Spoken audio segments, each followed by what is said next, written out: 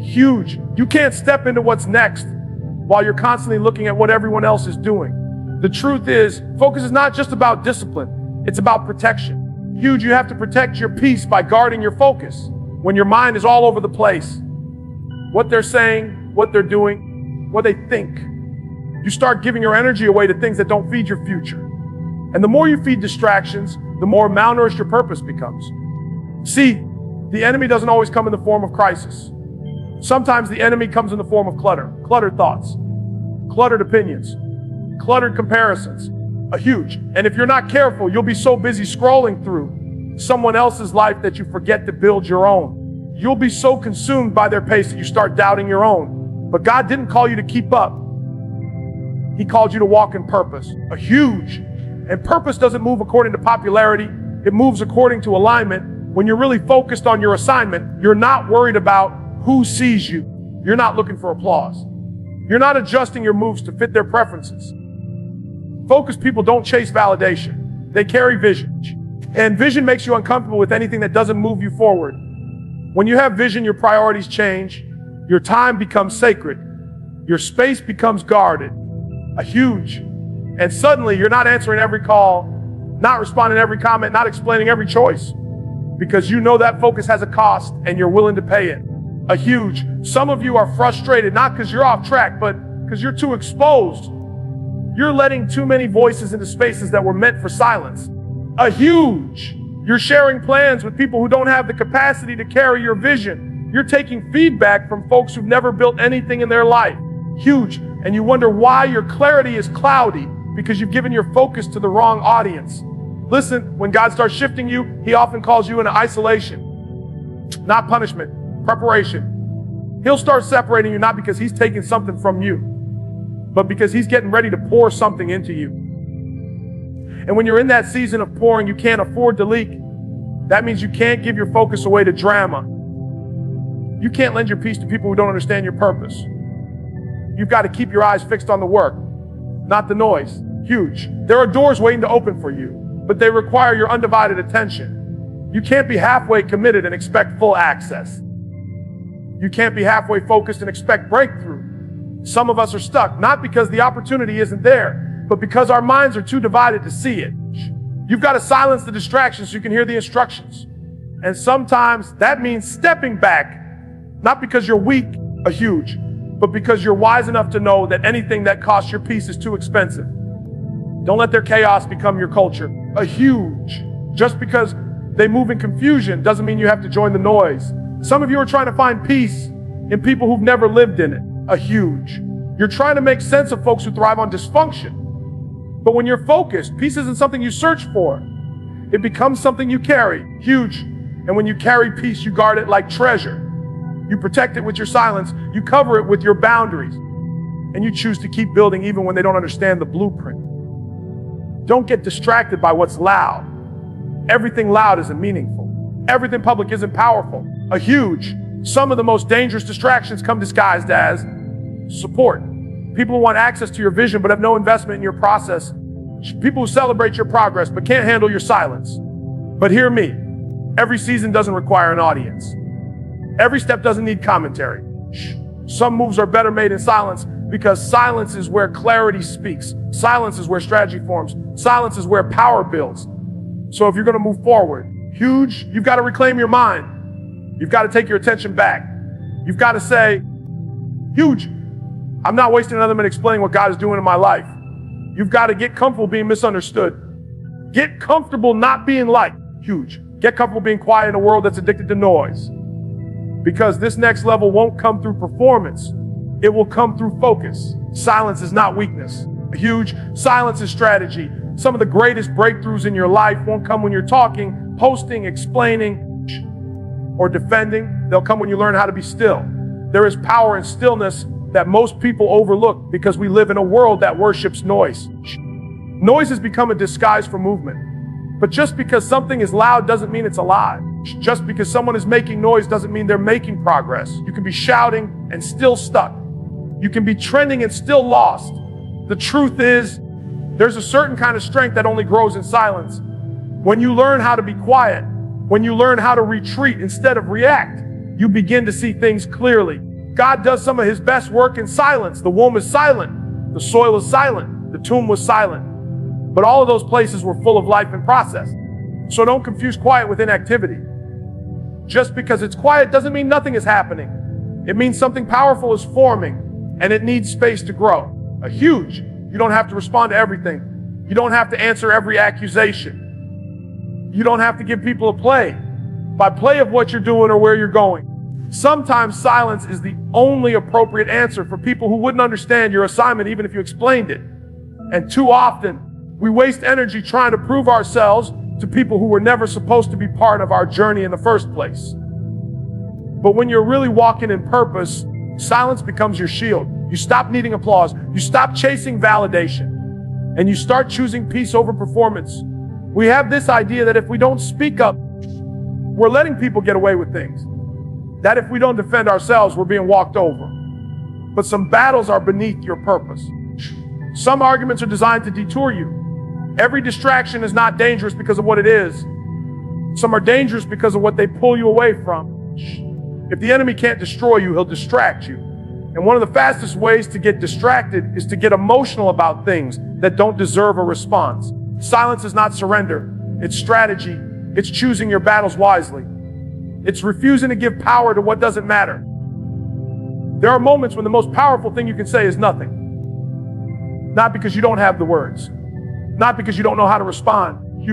But because you've matured enough to know that your peace is too valuable to trade for temporary satisfaction. Silence is what makes you dangerous. Because people can't figure you out when you don't give them access to your next move.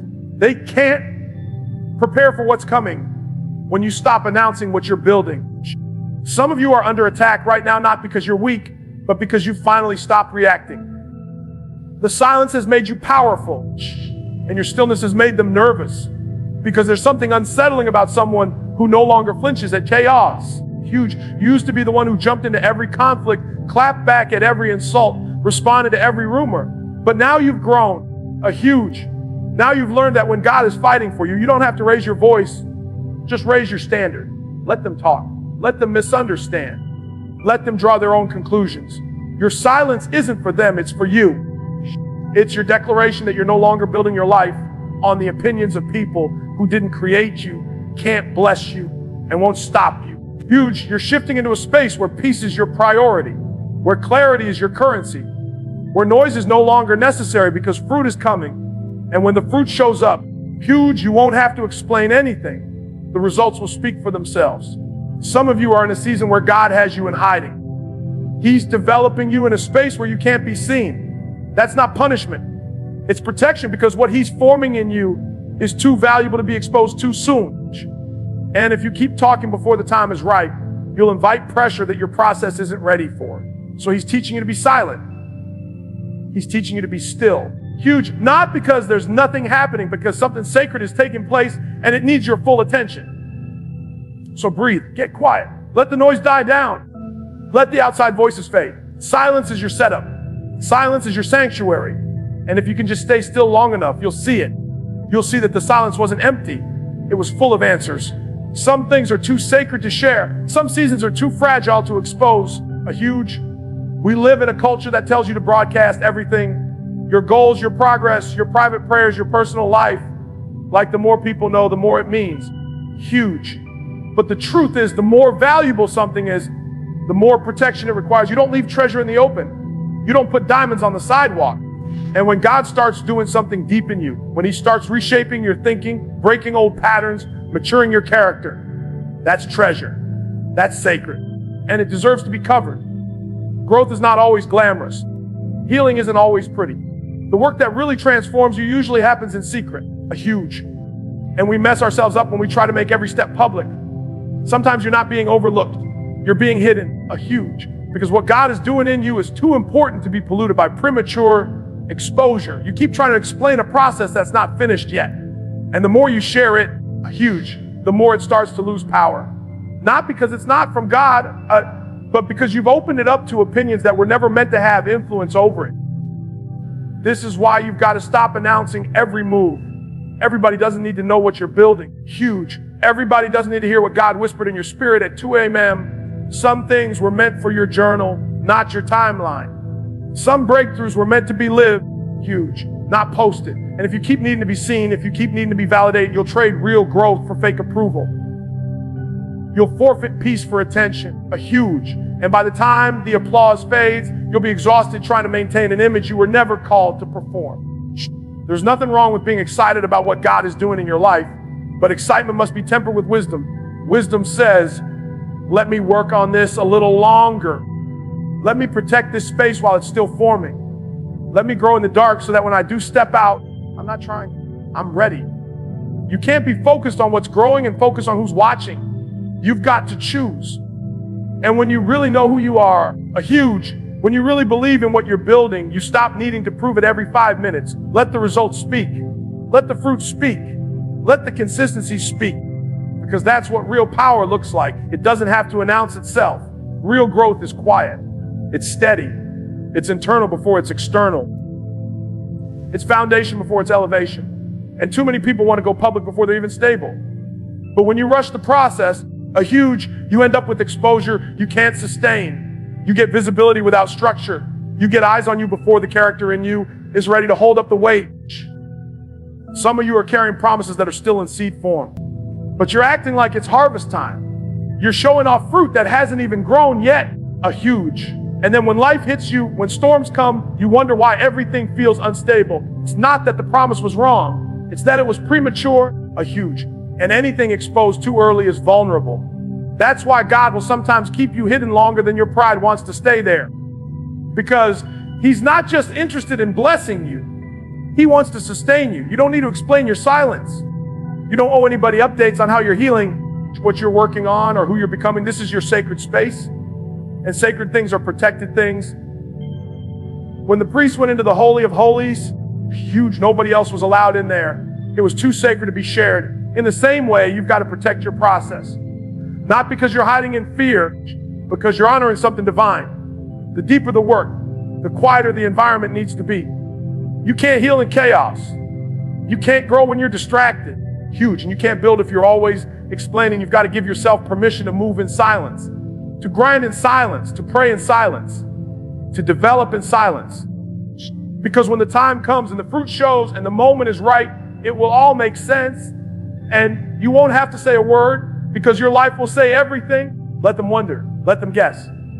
Let them assume it's not your job to convince people you're calling. Your only job is to stay faithful to the process. Stay committed to the work. Stay surrendered to the timing. And when God's ready to show what He's been doing in you, He'll show it better than you ever could.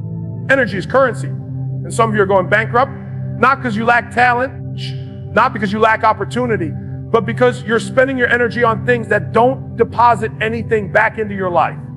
You're tired, not from the purpose, but from the people. You're worn out, not from the work, but from the weight of carrying conversations, connections, and distractions that drain you.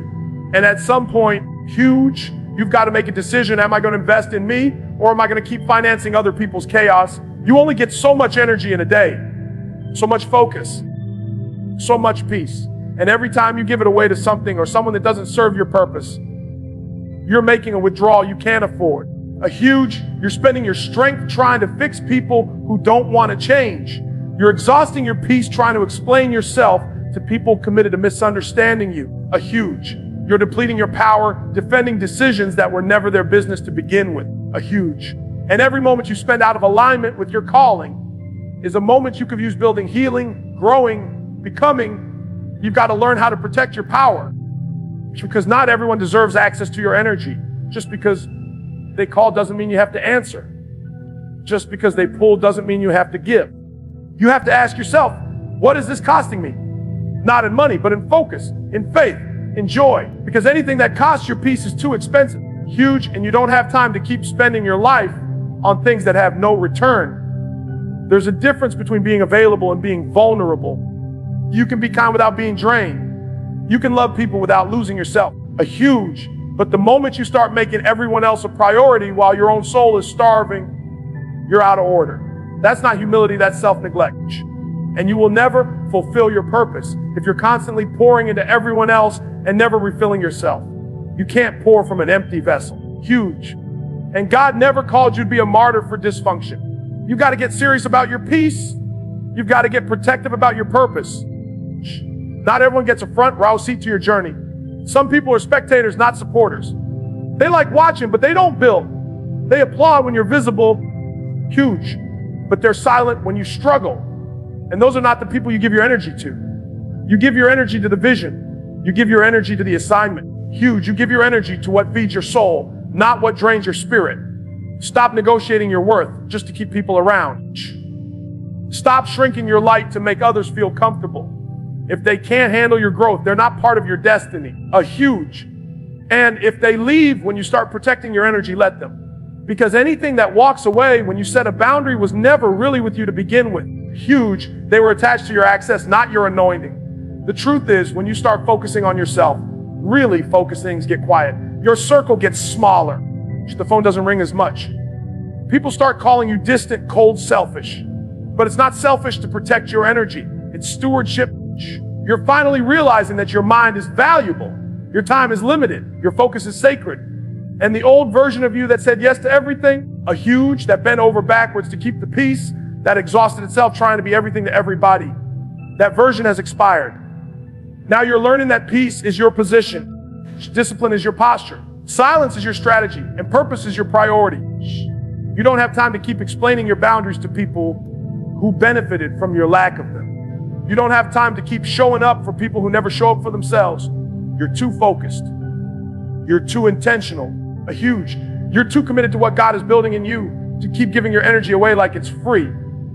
And hear me, when you finally shift your energy back to yourself, a huge, when you start pouring into your own healing, your own growth, your own purpose, everything starts to change. You start seeing clearly. You start walking differently. A huge. You stop second guessing. You stop chasing people because now you're full. Now you're rooted. Now you're dangerous, not because you're loud, but because you're focused. This is your season to conserve your energy for the things that matter, to stop watering dead plants, to stop chasing broken connections, to stop being emotionally available to chaos, because your energy is too precious to be wasted on anything that doesn't align with where you're going. Huge. There's a point in your journey when you stop trying to prove and you just produce. You stop needing to talk about what you're doing and start letting the results speak for themselves. Because when you really lock in, when you really commit to the process, you realize that explanations are distraction and performance is unnecessary. You stop wasting energy trying to convince people who were never supposed to understand you in the first place. You start realizing that your growth is louder than your words and your consistency is louder than your critics. You don't need to tell them what you're working on. You don't need to defend where you've been, and you definitely don't need to announce where you're going. Because when God is in it, the fruit will show. When you've been doing the work in silence, a huge, you don't need to shout. The results will echo louder than anything you could ever say. That's why I tell people all the time, just keep building. Just keep showing up. Just keep planting. Because when harvest comes, the same people who questioned your silence will have no choice but to respect your results. But you've got to be okay with not clapping back. You've got to be okay with not explaining the vision. Because they didn't see it when God gave it to you. They won't understand even if you spell it out.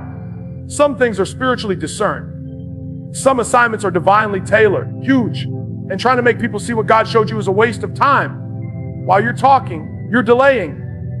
While you're explaining, you're detouring. Sometimes the best thing you can do is be quiet and do the work. Let them wonder. Let them guess. Let them assume. What they think doesn't determine what God is doing. You don't need their applause. You don't need their approval. What you need is discipline. What you need is grit. What you need is the ability to keep showing up. A huge. Even when nobody's clapping, even when nobody understands how much it's costing you. Because that's what separates talkers from builders. A huge. Builders don't need hype. They need focus. Some people are addicted to being seen. They want to be known for what they haven't built yet. Huge. They want recognition before they have foundation. But when you've really been through something, when you've suffered in silence, when you've healed without applause, huge, when you've stayed faithful when nobody was watching, you don't need to be loud. You just need to show up and let your life do the talking. Huge. There's something powerful about someone who's been quiet in the grind, someone who doesn't need to prove their value because they know their value. That kind of person walks different. They're not desperate. They're not defensive. They're not trying to fit in because they understand that their worth is not tied to someone else's recognition. Their confidence doesn't come from claps. It comes from calling. And hear me, when the time is right, God will elevate what you built in silence. He will shine a light on what you developed in the dark. You won't have to force it. You won't have to fake it. The doors will open. The right eyes will see it. And the right opportunities will meet you. Not because you shouted, because you stayed faithful. God doesn't reward noise. He rewards obedience. You think no one sees what you've been building, but heaven has been watching. You think nobody notices how hard you've been pressing, but God has been keeping record. Do me a huge. And when he releases you into visibility, it won't be because you talked your way in. It'll be because you worked your way through. And the fruit will be undeniable. Huge. Let the results speak. Let the peace in your life speak. Let the wholeness in your mind speak. Let the success of your obedience speak. You don't owe anyone a rundown of your process. You don't need to explain why you moved in silence. The results will explain everything. Because when people see the fruit, they'll have no choice but to respect the roots. And if they don't respect it, that's fine too. Because by the time they start talking, huge, you'll be too busy walking through the doors that God opened without their permission. So stop talking about what you're going to do. Just do it. Stop trying to convince people that you've changed. Just live it. Stop trying to prove that you're chosen. Just walk like it. Because when the fruit shows up, it will do all the talking you'll ever need.